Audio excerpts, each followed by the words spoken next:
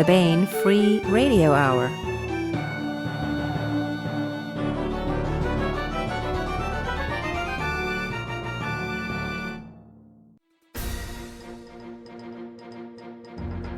On the podcast, dramatic, monolithic, empirical evidence mounts that gravity is no respecter of genders.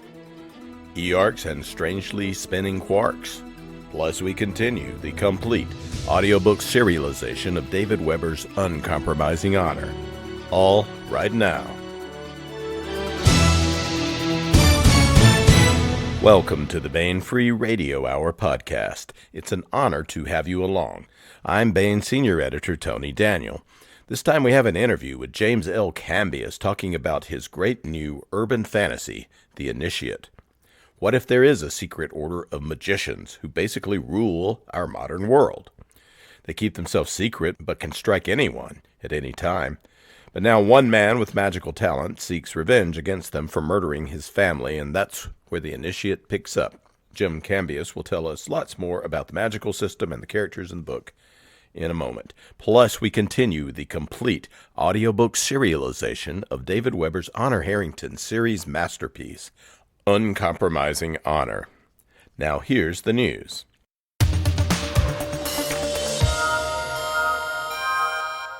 The February E-arcs are out. Now, an E-arc is a special bridge time travelers use to jump from epoch to epoch.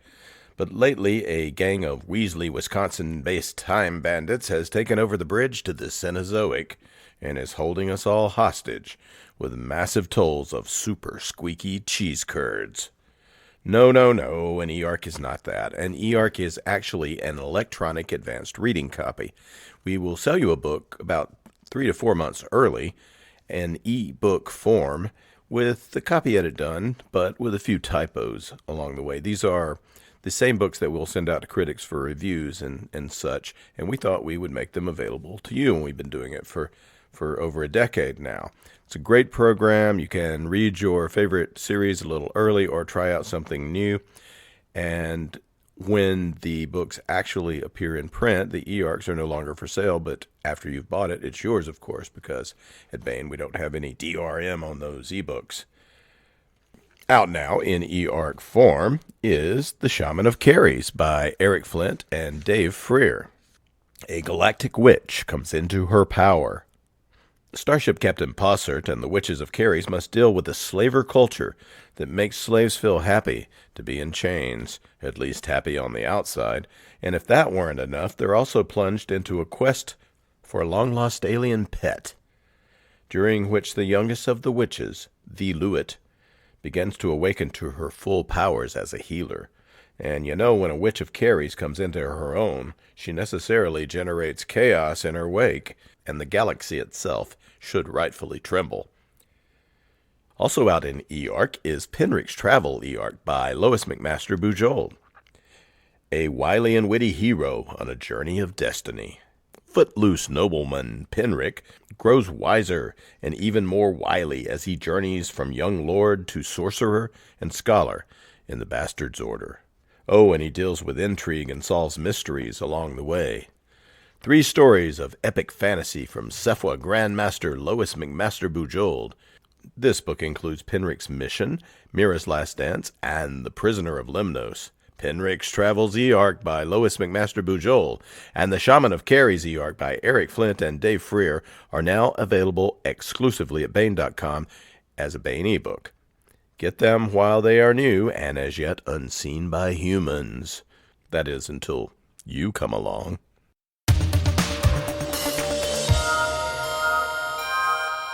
Want to welcome James L. Cambias to the podcast. Hey, Jim. Good afternoon. Well, it's great to have you back. James L. Cambias is a writer, game designer, and co-founder of Zygote Games. He was nominated for the 2001 John W. Campbell Award for Best New Writer. For Baen, he's the author of Arcad's World and a book we're about to talk about, The Initiate. Tell us a little bit about your science fiction writing career so far, Jim.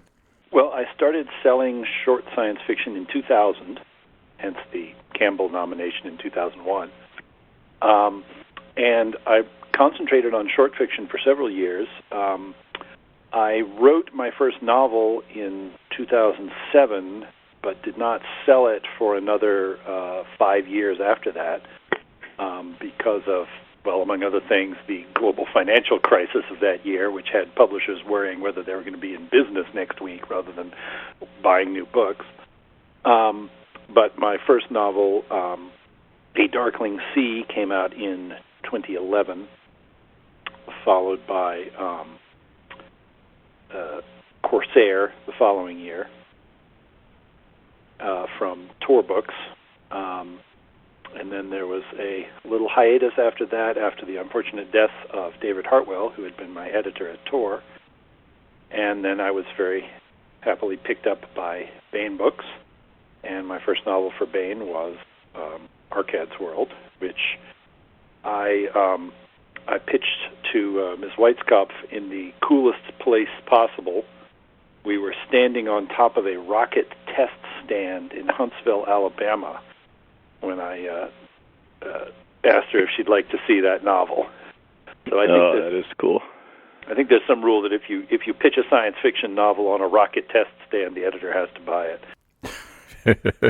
Or at least seriously consider the proposal. So, what about the game stuff? That precedes the writing, I assume. Well, yes, although it was writing too. I started doing freelance role-playing game work beginning in 1990, 91. I had been working for a publisher in Chicago and then moved to North Carolina because my wife, Diane, had started graduate school there.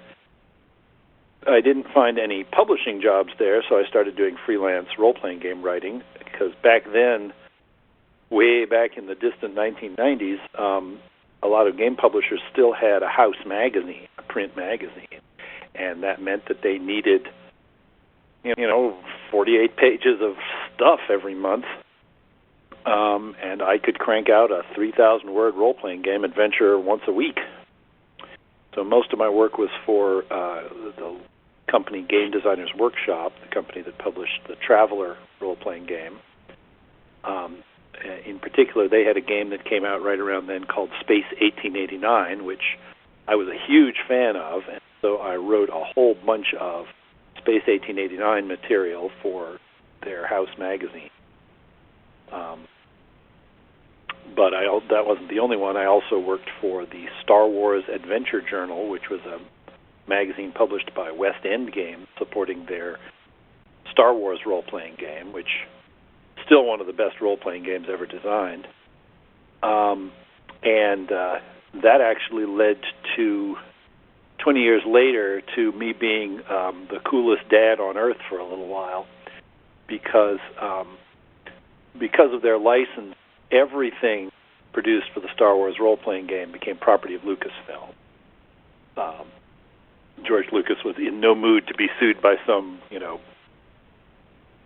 greasy-haired game designer over something that looked like something they'd written in an article in a magazine that he'd never read. So everything that we wrote became property of Lucasfilm. And so I designed a planet for one role-playing adventure.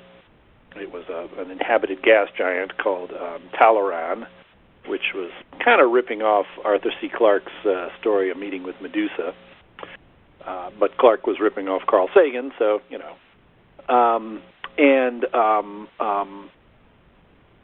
that apparently caught the eye of somebody who was working on a video game project, so there was some concept art done for that, but it never went anywhere. And then, I don't know, about 10 years ago, the Clone Wars comic book did a story set on the planet Talaran. So my son and I were in the comic book shop, and he's looking through the comics, and he wants this one, and I'm looking over his shoulder, and I got to tell him, I invented that planet.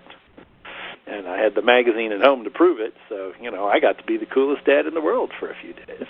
Yeah, that is pretty cool. All I get was bragging rights, but it's still a nice little ego boost. Yeah, you got paid for making it. I have an entry in the Wikipedia as a result. Very cool, very cool. So what we have out now at booksellers everywhere is The Initiate by James L. Cambias. Now, this is contemporary fantasy. This is not science fiction. It's a really cool sort of concept of magic. Why did you? Maybe we should talk about the origins. Why did you leap from science fiction in the last book into the fantasy? Was it a natural progression of an idea, or what brought you to this? Two reasons. The first was simply that I guess you could say it's the remnant of a misspent education, because I got my degree at the University of Chicago in the history of science, and my particular focus was on the era of the scientific revolution of the 17th century. I wrote my bachelor paper about Robert Hooke. And the thing is, the scientists of the 17th century were not, the distinction between science and magic in those days was not rigid at all. And so, Isaac Newton spent more of his career doing alchemy than he did doing physics. So I wound up learning a lot about alchemy and magic and natural magic and the utter lack of a distinction between the two among those fields. And I thought I ought to put some of that, put that money my parents spent getting me that degree to work somehow. So I decided, okay, I'm going to write a fantasy. And from there, the actual writing, the sort of working out the setting, just sort of came my usual practice of what I like to call intellectual brute force. You start with the assumption, which one of the characters in the story asks, okay, if magic exists, where are the magicians? Well, obviously they're hiding. Well, okay, why are magicians hiding? One of the standard answers to that is always, they're scared of being persecuted by the normies. But the trouble is, if you can be persecuted by normies, then you're not much of a magician, are you? Why bother being a magician if all it gets you is persecution? So obviously magic must be powerful, and so the only reason for the people who have this powerful magic to keep it hidden is simply that it makes it easier for them to exploit the ordinary human population. There's that old saying, quoted in The Usual Suspects, of the greatest trick the devil pulled was convincing the world he didn't exist, and I sort of made that assumption about my magicians, the Apkallu, as well, that they decided to simply go secret because it's more convenient for them. And of course that then implies a whole lot about the kind of people who would do that, right? That obviously they can't be very nice people if they're keeping their existence secret just so that they can exploit and batten on the rest of us more conveniently. So, just from sort of first principles, you get sort of logic produces a hidden order of evil magicians as a logical consequence of magic exists. And they are called, you said Apkallu is the way you pronounce it? Nobody knows how it's pronounced because it's a Sumerian word. I found a great online Sumerian dictionary, which I relied on heavily for this book. And Apkallu is simply a word meaning wise men, which is to say wizards. Well, before we talk about the story of the characters, maybe expand a little bit on the magic system, since we're talking about the setting and how it works. Sure. I decide I'm a bit of a historical purist, and one of the things that almost all historical beliefs about magic centered on was that it's all about conjuring and commanding and talking to spirits. If you look at actual witch trials, they were all talking to spirits. If you look at actual books of magic that people believed were real, they're all about calling up and commanding spirits. Whereas the kind of role-playing game-based spells where you cast a fireball at somebody or manipulate the physical world directly, that's very uncommon. So I decided I was going to nod to historical accuracy because I'm that kind of person. So I made the ground rule assumption that all magic in the initiate would be through the agency of spirits. They command them. Now, of course, as one of the characters in the story points out, humans are spirits too. We have souls, because if magic exists, then presumably human souls exist. And so part of their magic also involves being able to manipulate human minds and command humans against their will. But otherwise, to affect the physical world, it has to be through the agency of a spirit. And there are different...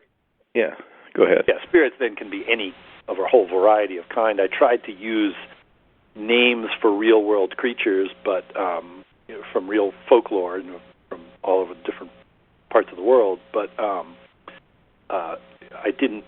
I could sort of assume, because folklore is always massively inconsistent, and even I could pretty much make up what I wanted. There's and the magicians have a way of binding the spirits to do things for them. And for the weaker ones, you just sort of order it around, and the more powerful ones, you have to make a sacrifice or make an agreement. You don't see too much of that because my character is still learning a lot of it, and so he isn't really dealing with most of the more powerful ones directly. Yeah.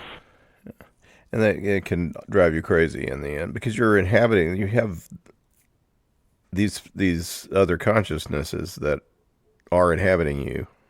Yes, or at least hovering about you, or enveloping you, or living in things that you're carrying around.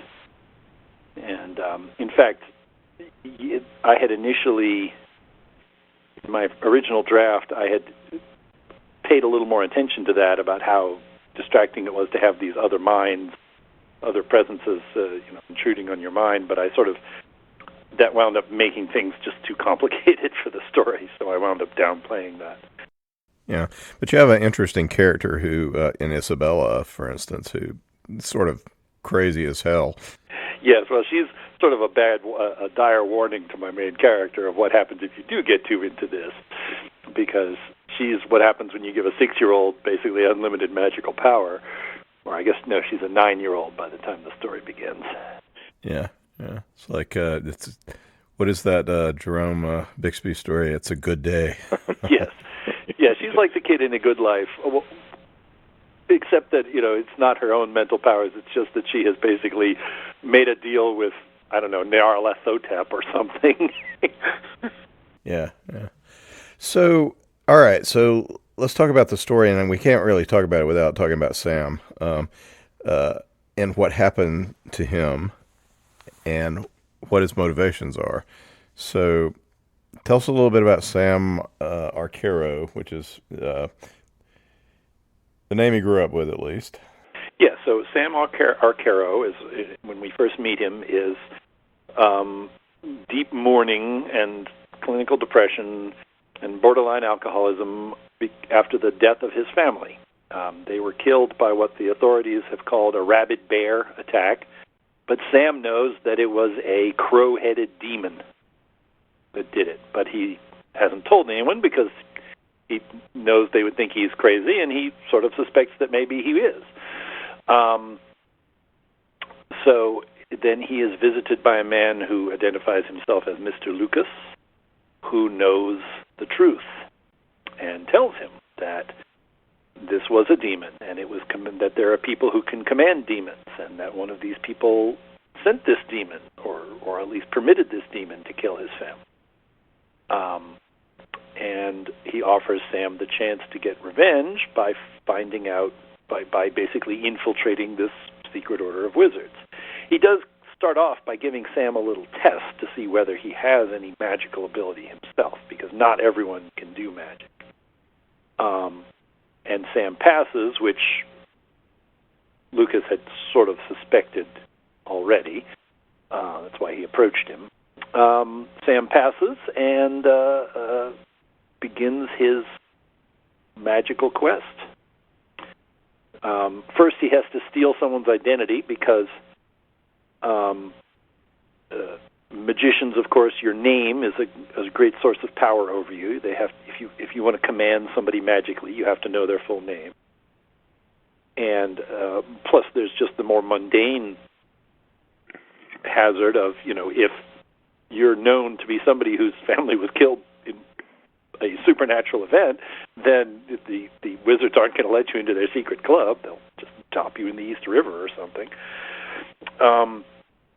So he adopts a false identity and begins studying magic and looking into the occult underground of New York City, and eventually makes contact with the Apkallu, the secret order of wizards, and begins his training in earnest. Yeah, so he's the initiate, and where he's the initiate into the Apkallu, but he's also we have a magic academy here, and it's a really cool one. Post-academy instruction run by Sylvia. Yes, and Sylvia is kind of a Gary Larson character. She's a dumpy little old lady with weird taste in clothing and accessories, who runs a magic school that is very different from Hogwarts. It's in a basement in in the north end of Manhattan, and she chain smokes camels and drinks Fanta while she lectures. And she was my way to explain to the reader how all this works. So, one of the things that Sam wants to avoid is anybody getting his blood, right? So there's a particularly virulent form of magic that has to do with blood. Right. Well, and again, that's got huge folkloric backing for it, and is one of the laws of magic that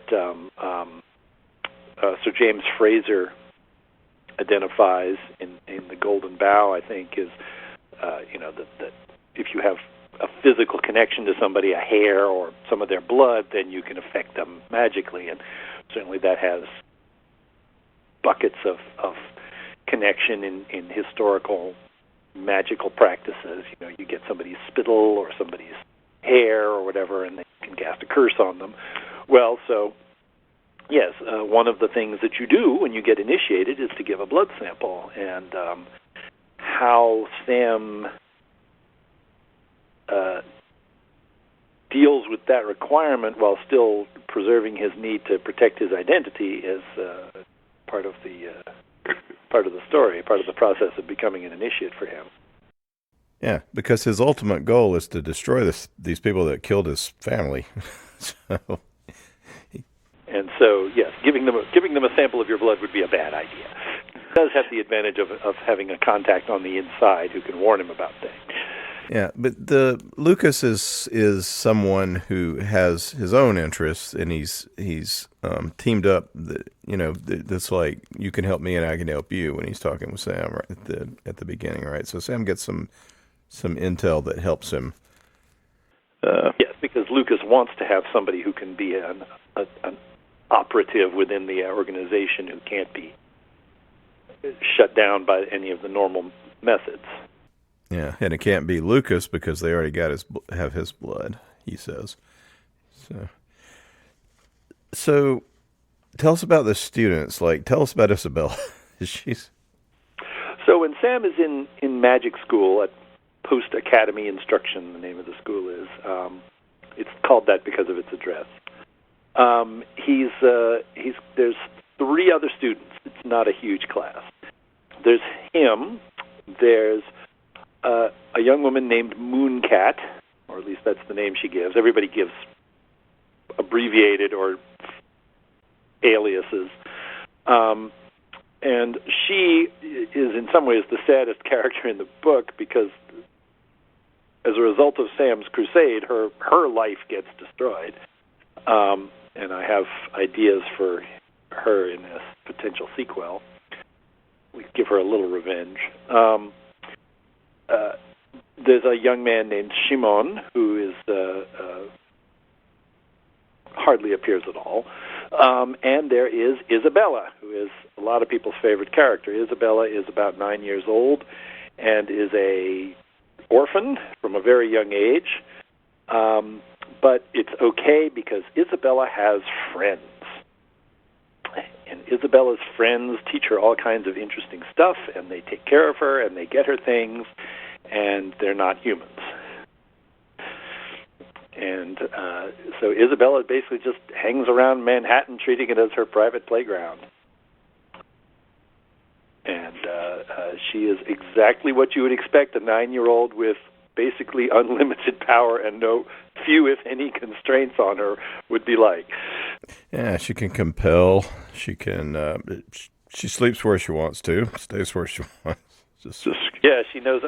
A lot of the places she mentions are real. Like, there really were apartments built in the New York Public Library building for the use of librarians. So she sleeps in the public library or in hotel suites or whatever.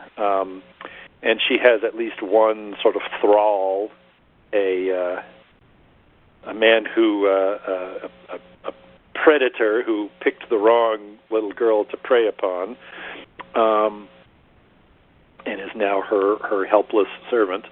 And she is definitely making too many sacrifices of herself and her identity and her autonomy to powerful non-human beings, to the point where it's not clear that she's even a human anymore by the end. So the part of the book, a good part of the book, it becomes a mystery of sorts, and we have another character who comes in named Moreno. He's kind of a detective, and he and Sam form a sort of alliance of necessity. Tell us about him and what's going on. That, I mean, without giving, we don't want to spoil anything, but. So Moreno is kind of like the internal affairs division of the Apkallu, or at least of the ones in Manhattan, in New York.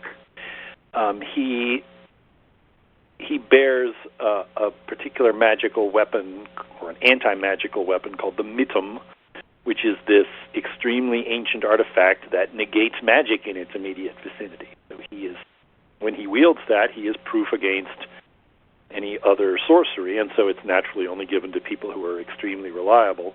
Although, as he points out, while he has it, any jerk with a Saturday night special could kill him. He can't have any magical protections in place while he carries it, so it's definitely a mixed blessing. And Moreno is, I made him he's a fairly cultured man. He has these, retro tastes.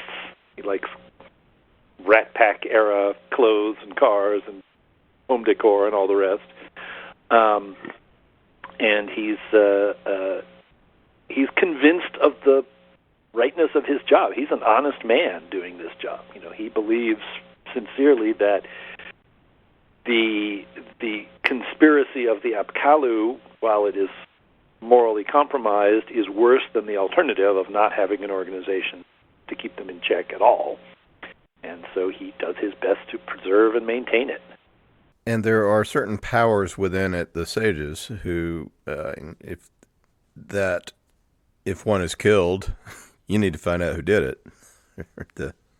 Yes, the rule is actually that the death of any member of the Apkallu should be avenged, and it's either going to be that person's family members,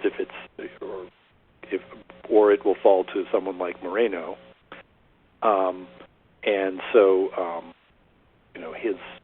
he winds up investigating and trying to adjudicate any disputes among Apkallu. And when some of the people Sam is targeting start turning up dead, Moreno has to investigate.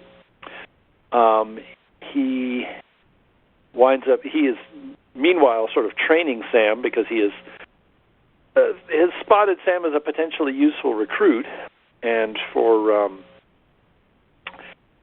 various reasons, he trusts Sam. For one, he knows he does not know that Sam is operating under a false identity, and so he uses magic to question him, not realizing that he is that Sam is still lying to him. He trusts Sam perhaps more than he should, and at least at first. And so the two of them are investigating crimes that in some cases Sam is responsible for. And I'm not going to go into any more detail than that. Yeah. One of the interesting parts of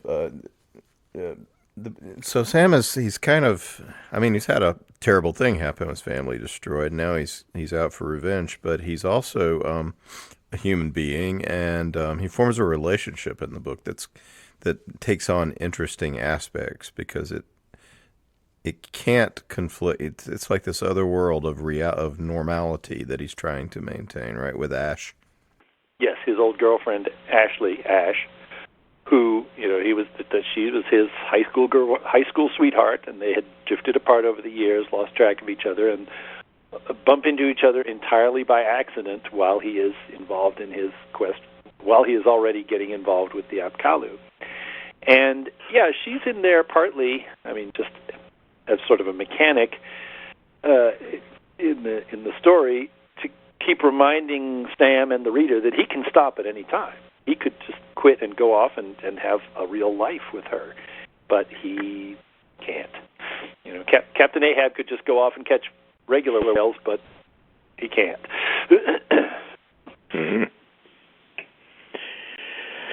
And he's also tempted, because he has power he can compel certain behaviors. He can compel people to obey him. This the big magic conundrum is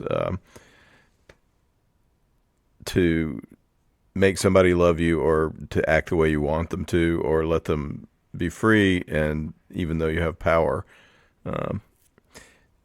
Yes, well, Sam always, that's a constant struggle for him, because he despises this aspect of this power that the Apkallu have, but he keeps using it. It's too damn convenient. Although his relationship with Ash, he does sort of feel is sacrosanct, and so the only time he really employs magic is when they've broken up. And that's as much to protect her as himself. Yeah, and this is the sort of progress of the book. Is like Sam has to use this power in order to try to undo the power, and it's a constant temptation for him. Yes, and he gets more and more compromised himself. He is very much an illustration of that old quote from Friedrich Nietzsche about if you gaze too long into the abyss will gaze into you. And he spends the whole book basically looking real hard into the abyss, and part of the whole thing is how he is gradually giving up or losing his own moral compass, getting more and more like the people he is fighting. But tell us a little bit more about the monsters, particularly what are the Anzu is the crow-headed. Anzu is another Sumerian word. It's a plague demon, a bird-headed plague demon, and I use that as the name for the crow-headed monster that killed his family. And they're I went with Sumerian mythology partly because it's really old, and these guys have been around for a long time. And it's not as familiar. It would not be as familiar to my readers as the more well-known, Celtic or Greek or Greco-Roman or Judeo-Christian lore. So I wanted something that would be a little bit exotic. And so the Anzu are plague demons, and they hang out in the underworld or the other world. And one of them was commanded to kill Sam's family, and he eventually finds it, but is frustrated in his attempts to find out why and who commanded it, at least at first. Later on, he figures it out.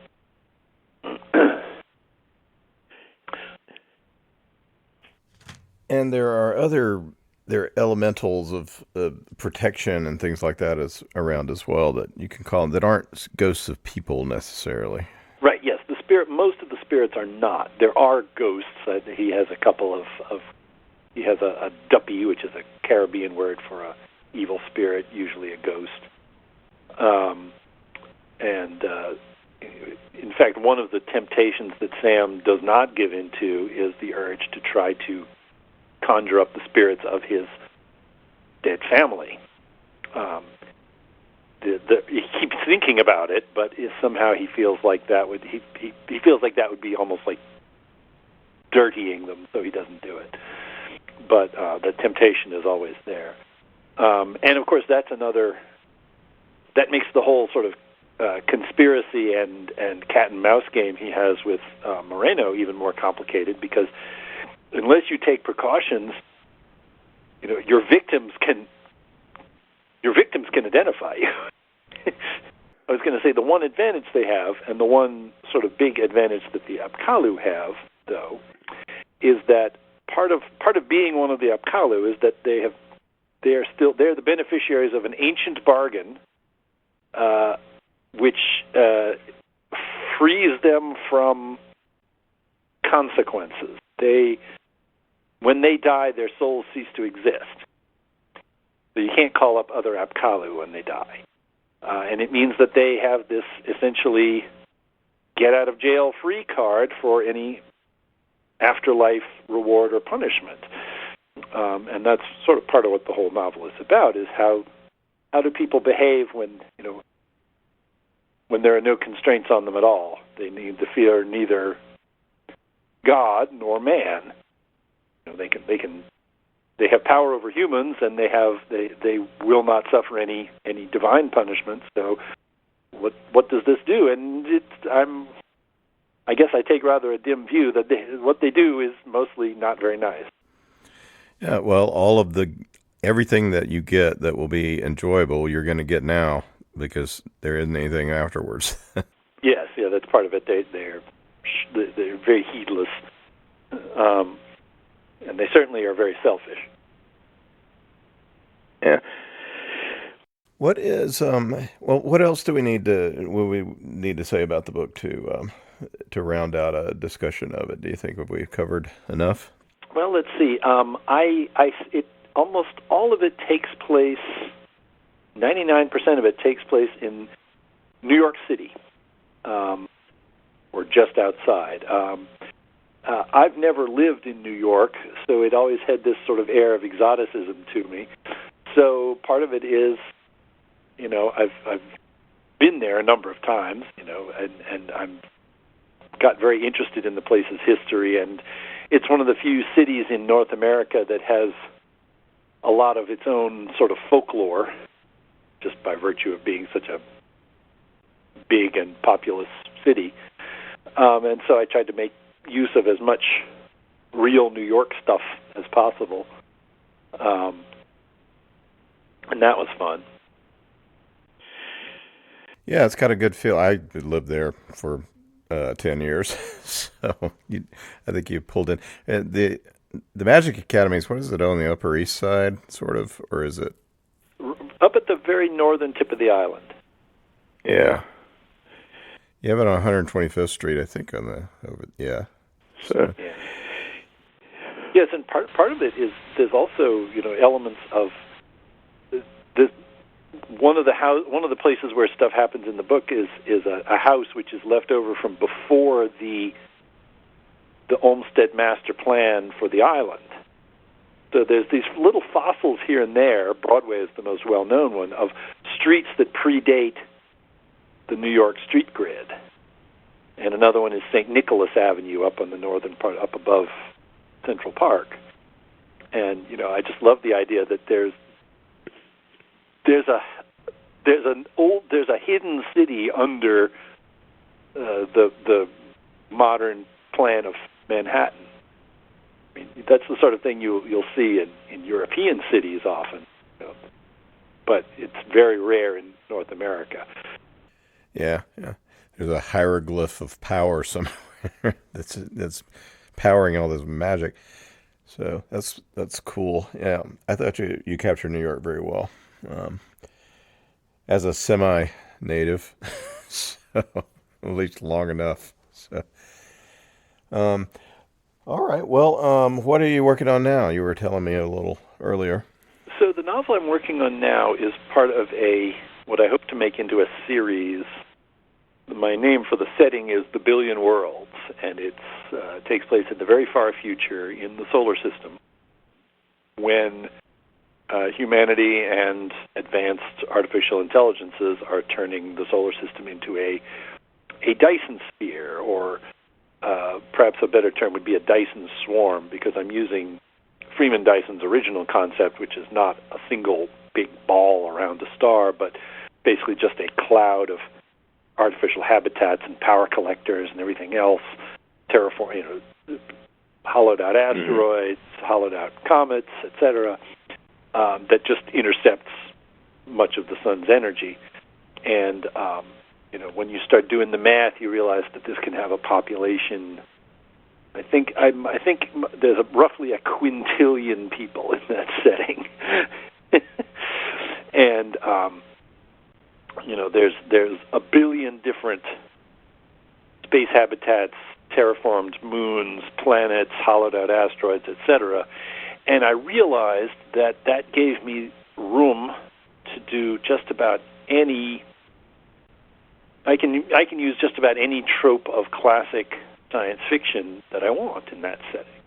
There's just so much variety, so much potential variety, that there will be feudal worlds with space princesses, and there will be there's probably multiple or thousands of habitats ruled by tyrannical guys named Ming or whatever, just waiting for a heroic visitor to overthrow him.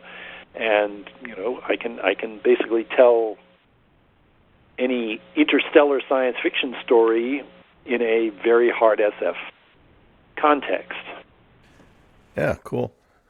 Sounds sort of like Philip Jose Farmer-esque in its multiplicity. That a city of a million people in that setting is as important as one human being is on Earth. So countries are as important as people. Yeah, that sounds pretty cool. And that reminds me of that. What is the Star Child trilogy where where? Anyway, it sounds really cool. Like you're tapping into some great old tropes that have powered science fiction and re-engineering them for us, which is exactly what we like at Baen. So it sounds great. Do you have a title yet, or are you thinking about that? The title of this book is The Gödel Trigger, which is the name of a super weapon that is based on Gödel's incompleteness theorem, and the idea is that it's a conceptual weapon that it would affect digital intelligences but not human minds. Yeah, cool. So that's coming up, but out now at booksellers everywhere is The Initiate by James L. Cambias. And Jim, thank you so much for talking with us about The Initiate today. It was great talking to you, and I'm going to be doing some signings around and readings here around New England in the next several weeks. We're doing a book launch party at Book Moon in East Hampton next week, and then I've got readings and signings set up at Flights of Fantasy in Albany and Annie's Bookstop in Worcester, and I believe we're setting up something at the Lovecraftian Arts and Sciences store in Providence. Whoa, that sounds Cthulhu-esque. Well, the Initiate is at least horror adjacent. So. Well, all of that can be found on the Baen.com website and the calendar as well. You can find out where you can go get your Cambias signature on a copy of The Initiate. So, I will be at the World Science Fiction Convention this summer in New Zealand. If anybody wants to bring a copy of the Initiate halfway around the world for me to sign, I'll happily do it.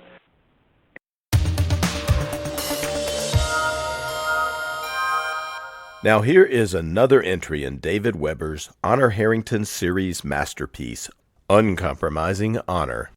Honor keeps her promise. The Solarian League. For hundreds of years they have borne the banner of human civilization, but the bureaucratic mandarins who rule today's League are corrupt and looking for scapegoats. They've decided the upstart Star Kingdom of Manticore must be annihilated. Uncompromising courage. Honor Harrington has worn the Star Kingdom's uniform for half a century. Very few know war the way Honor Harrington does. So far, hers has been a voice of caution. But now the Mandarins have committed atrocities such as the galaxy has not known in 1,000 years. They have finally killed too many of the people Honor Harrington loves. Uncompromising vengeance. Now Honor Harrington is coming for the Solarian League, and hell is riding in her wake. And now another entry in David Weber's Uncompromising Honor.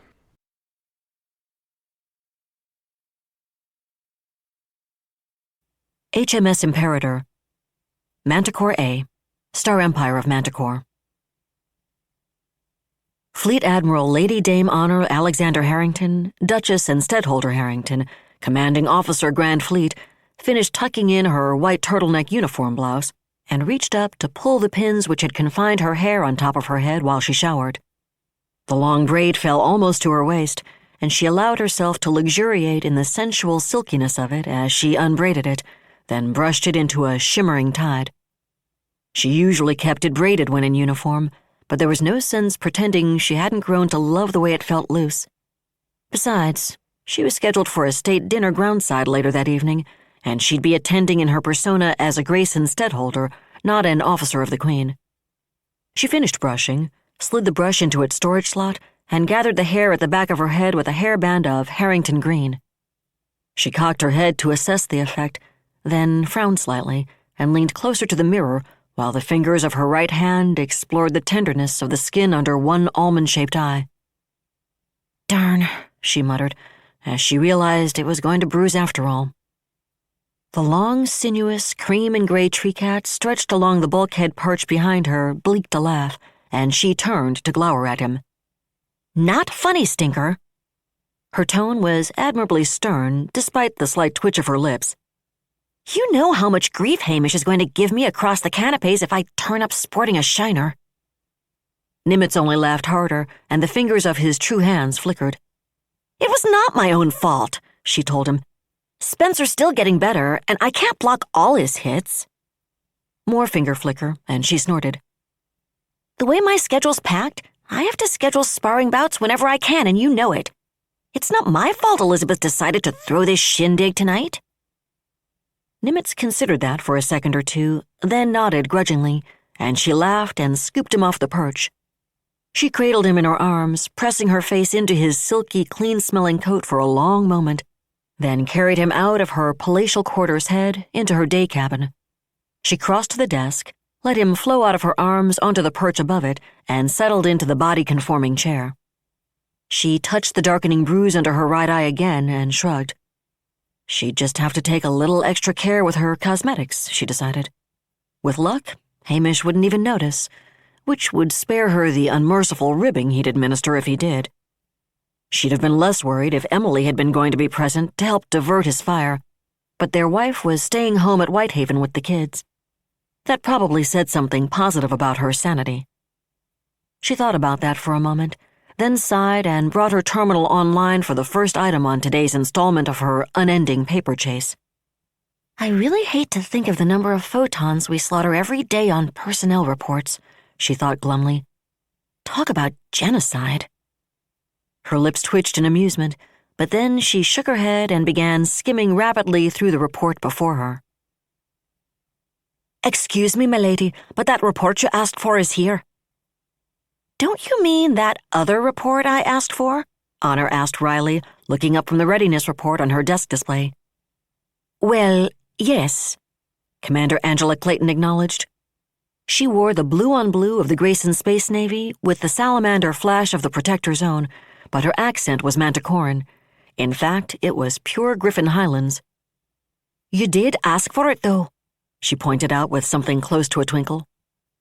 Commander Clayton was a new addition to Honor Staff, serving both as a liaison with High Admiral Judah Yanikov and as Grand Fleet's logistics officer. A sturdy, no-nonsense sort, Commander Clayton. Although she'd been born in Rierson, the same barony as Anton Zilwicki, she'd become a citizen of Harrington Steading following 5 years of loaner service with the GSN, which explained why she habitually addressed Honor with the "my lady" of a stedholder rather than the "your grace" of a Manticoran duchess. It could get confusing sometimes. "And what does Phil have to report?" Honor asked now. "His survey crews are finished with the first half-dozen super dreadnoughts, my lady," the commander replied. The almost twinkle in her eye had faded, and she sighed. "He purely hates the assignment, says it makes him feel like a swamp grubber." Honor grimaced at the simile. She knew Captain Clayton, just as she'd made it her business to know all of the Protector's own captains, so she understood what Angela was saying, but he was being grossly unfair to himself. The Grayson swamp grubber was one of the more loathsome carrion eaters in the explored galaxy, and it was none too picky about how its meal turned into carrion. That aside, his report's about what we expected, except that his techs are a bit more impressed by the Sully's current grazer mount than anyone anticipated. Clayton shook her head. "I glanced at the specs, and he's right. That is an impressive piece of hardware, milady." "Nobody ever said the Solarian League doesn't have good tech," Honor pointed out. "Their problem is they don't always have the right tech when they need it." "Coupled with the fact that they think they do," Clayton agreed. "Point," Honor conceded. She tipped back in her chair. "So, Phil's impressed by it?" "Yes, my lady. He did point out that he can't imagine what we'll do with all of them, though." Honor nodded. No doubt quite a few people were wondering the same sorts of things, but they had to do something with the wreckage of Massimo Filaretta's 11th Fleet. That was why its surviving units had been moved to Manticore B after the Second Battle of Manticore. The massacre of Manticore, really, she thought, eyes darkening in memory. Under normal circumstances, they might have been parked somewhere as a potential bargaining chip, to be returned to the other side following successful peace negotiations. Nobody seemed likely to be doing any negotiating anytime soon, however, and even if they'd been inclined to, no one would want Filaretta's orphans back. In an era of pod-launched missiles, they were death traps, hopelessly obsolete both tactically and conceptually, however good the technology with which they'd been built. Failing the possibility of repatriation, they'd normally have been sent to the shipbreakers to be sawn up into chunks and run through the smelters and refineries for reclamation and separation. No one would have worried too much about the technology. All they would have wanted were the raw materials from which Manticore's voracious orbital industry would have built the newer and far more useful technology the Star Empire needed. But that orbital industry had been hammered into ruin by the Yawata strike in February. 5 months later, it remained less than a shadow of a memory of what it once had been. The fabricating plants to use the raw materials were only beginning to be rebuilt, and even with every gram of assistance Beowulf and the Star Empire's New Havenite allies could provide, it would be at least 6 months before the fabricators and nano farms were back online once again. Even then, they'd possess only a fraction of their pre-Yawata capacity for a long time to come, which was why Phil Clayton and his combined Manticoran, Grayson, Havenite salvage crews were crawling all over the captured Solarian ships. Their internal systems might be of Solarian manufacture, with all the compatibility headaches that promised, but they already existed. Under the circumstances, it made sense to see what could be removed for reuse, from fusion plants to reconfigurable Molly circs to point defense lasers, before the gutted hulks were consigned to the reclamation platforms. For that matter, Sandra Crandall's surviving units were Manticore-bound with minimal passage crews to share exactly the same fate. Hopefully, they could find someone besides Captain Clayton to deal with them when they arrived. "Well," she said now, "if nothing else, we could probably use the grazers for hellacious wormhole minefields. Have you seen the design Admiral Forker came up with for that?" No, I haven't, my lady.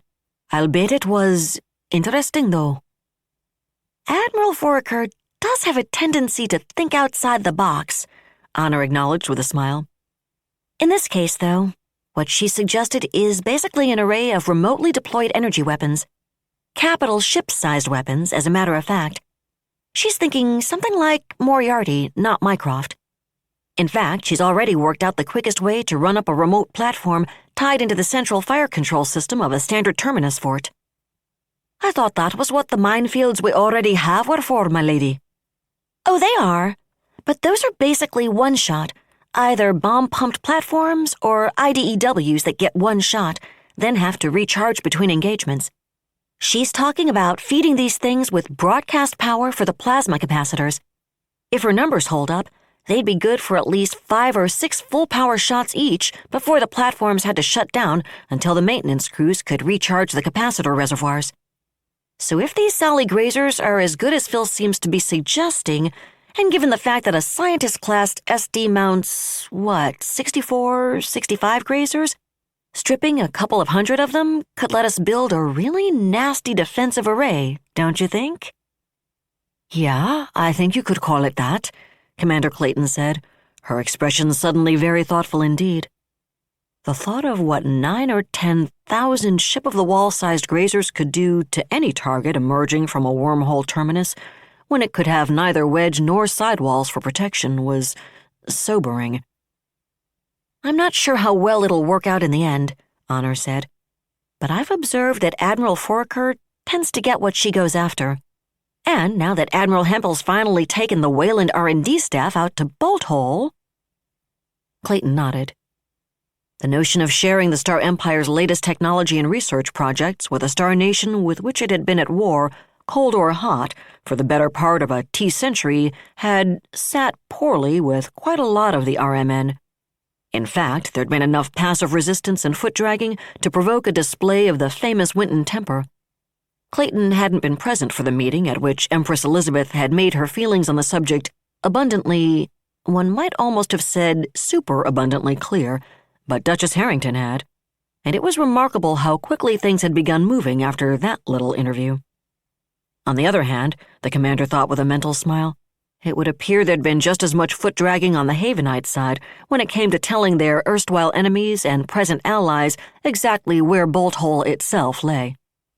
Not surprisingly, since it was so much closer to the Manticore system than to the Haven system. In fact, it was the next best thing to 600 light-years from Nouveau Paris and less than 350 from Landing City. No wonder Owen and I never found it, she thought. We were busy looking for something in the Republic. It never even occurred to us to look on the far side of Manticore for it, and even if it had, a lost colony would have been the last thing we looked for. Still, Bolt Hole's location did explain why the legislaturalists had selected it as a site for their secret naval base once the system more or less fell into the People's Republic's lap. And as a Griffin Highlander, not to mention someone who'd married a Grayson, Angela Clayton had a better idea than most of what it had taken for the people of the planet's sanctuary to survive until Haven's survey crew rediscovered their existence at the end of the J156-18L KCR12606 warp bridge. And how they found the place is a lot less important than what they've done with it since, she reminded herself. After the Yawata strike's devastation here in Manticore, Bolt Hole had become easily the largest single shipbuilding facility of the entire Grand Alliance, not to mention the site of the redoubtable Shannon Foraker's R&D command. So, if there's one place in the galaxy none of us want the people behind the Yawata strike to find, it's damned well Bolt Hole. Do we know how Bolt Hole's coming on Mycroft, my lady? She asked, and Honor smiled as she followed the commander's obvious chain of thought. It's going to be a while before they get the system fully up and running, she said, but Admiral Hempel's taking along an entire squadron of Invictuses to provide Apollo and Keyhole 2 coverage in the meantime. And I understand Admiral Foraker's already rung in some new variations on her sensor platforms. Once she and Hempel sit down and put their heads together, the rest of the galaxy better hang on to its socks. A thought that doesn't break my heart at all, my lady, Clayton said. Not one little bit.